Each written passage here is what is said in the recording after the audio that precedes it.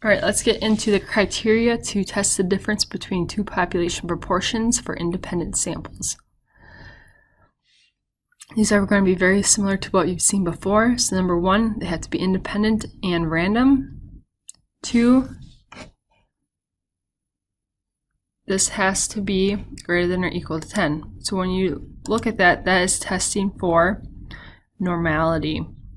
You need to do it for each of the proportions because there's two populations. And then you need to make sure that there's independence.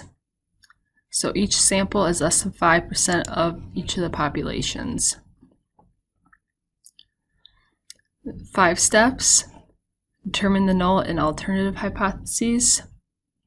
Here are the 3 ways that they can be constructed.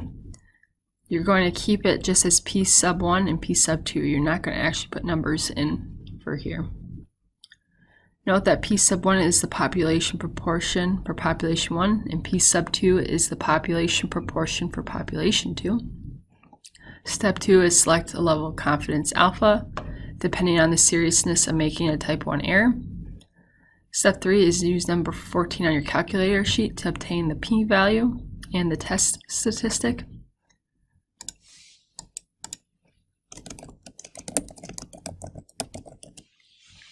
If the p-value is less than alpha, reject the null hypothesis. If p-value is greater than alpha, do not reject the null hypothesis. And step 5, state the conclusion. Let's look at an example. In clinical trials of Nasonex, 3,774 adult and adolescent allergy patients 12 years and older, were randomly divided into 2 groups. The patients in group 1, the experimental group, received 200 micrograms of Nasonex, while the patients in control 2, in group 2, control group, received a placebo. Of the 2,103 patients in the experimental group, 547 reported headaches as a side effect. Of the 1,671 patients in the control group, 368 reported headaches as a side effect. It is known that over 10 million Americans who are 12 years and older are allergy sufferers. Is there significant evidence to conclude that the proportion of Nasonex users who experience headaches as a side effect is greater than the proportion in the control group at the alpha equaling 0.05 level of significance? Okay, so what I would do for all of these, now that we're getting into quantitative, qualitative, we have a whole bunch to choose from for 2 populations. We will. It's a good practice to first determine, is this qualitative or quantitative? We're looking for proportion, so that's going to indicate qualitative.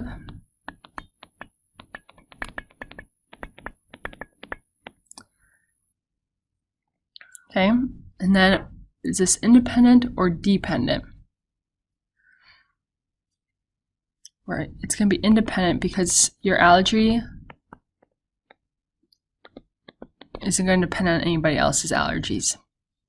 And no, there's 2 populations.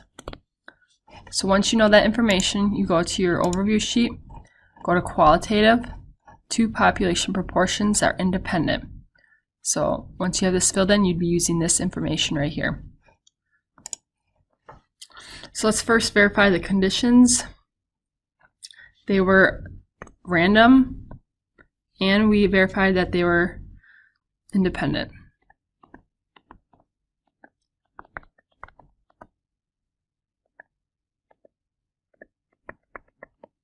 Okay, are they normally distributed? So we need to verify these formulas.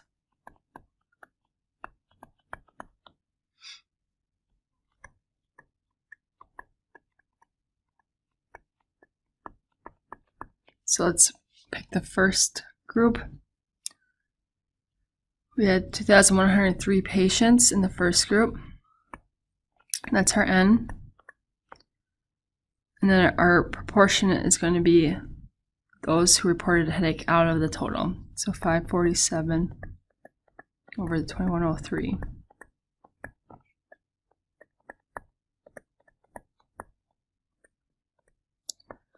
When you do this on your calculator, you should get about 405. that's greater than or equal to 10. So that is normally distributed. And then do that again for the second group. We have 1,671 and 368 of them have a headache. So you can take that divided by total to get your proportion.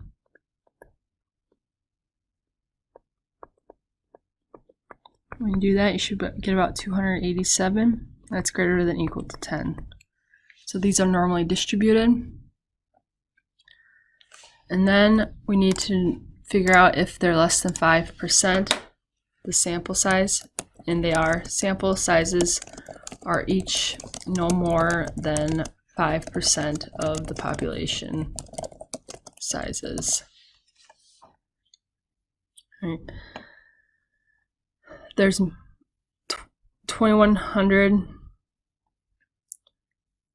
is definitely less than 5% of patients 12 years and older, and 1,671 is less than 5% of the population as well. Okay, now we get into step 1, determine the null and alternative hypotheses.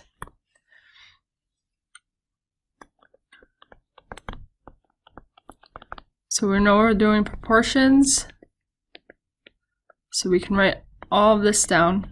Now all we really need to do is figure out this symbol, this inequality. So let's go back up. Let's look at the question. The proportion of Nasonex users who experience headache is greater than the control group. So this is going to be greater than, so P1 is Nasonex. P2 is your control. Okay, just so you can see this visually, there's another way to write these. Say you subtracted P sub 2 on over to the left-hand side, you'd get P sub 1 minus P sub 2 equaling 0. Right? These would cancel. That would be your null, and your alternative would be P sub 1 minus P sub 2 greater than or equal to 0. So this is another way to write it.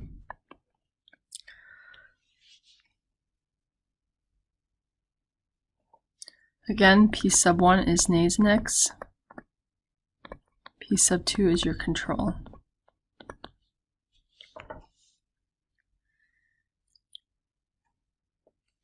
Step 2 is determining your alpha. They give us 0.05 as our alpha. And then we need to use number 14 on our calculator sheet to figure out our p-value.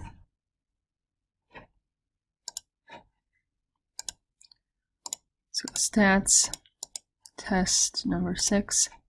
So x sub 1 is going to match up with p sub 1. So you want the Nasonex information for your x sub 1 and n sub 1. So Nasonex, there's 547 that had headache out of the 2103. And then p sub 2 corresponds with x sub 2 and n sub 2, and that's your control.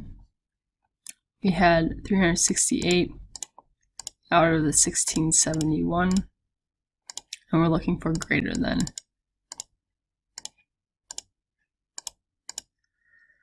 Our z-score is, our z-test statistic is 2.84, and our p-value is 0.0022. Here's the proportion for population 1 and proportion for population 2. All right, so let's go back. Step 3, our test statistic is 2.84, and our p-value is 0.0022. Step 4 is to compare your p to your alpha. That is less than your alpha, and when it's less, we reject the null hypothesis.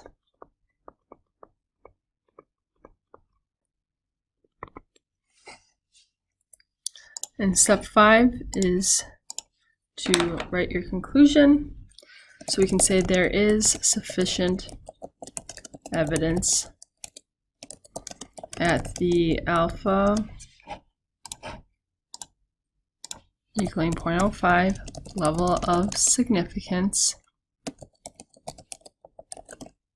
to conclude the proportion of individuals 12 years and older taking 200 micrograms of Nasonex who experience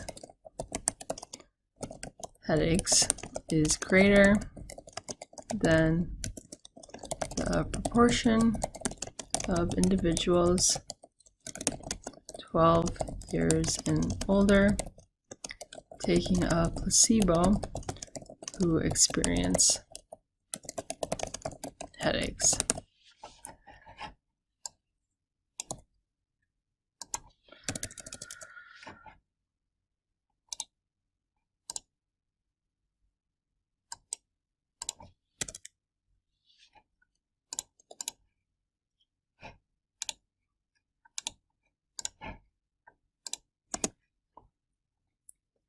The p-value of 0.002 means that if the null hypothesis that p sub 1 minus p sub 2 is equal to 0, or p sub 1 equals p sub 2 is true, we expect 2 samples in 1,000 to yield the results we obtain.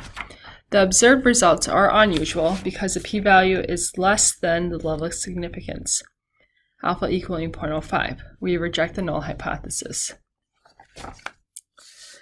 Practical significance revisited. Looking back at the results of the last example, we noticed that the proportion of individuals taking 200 micrograms of Nasonex who experience headaches is statistically significant greater than the proportion of individuals 12 years and older taking a placebo who experience headaches. Again, statistically significant means that we reject the null hypothesis.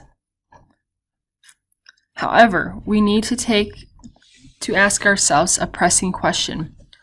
Would you not take an allergy medication because 26% of patients who experienced a headache taking the medication versus 22% who experienced a headache taking a placebo? Most people would be willing to accept the additional risk of a headache to relieve their allergy symptoms.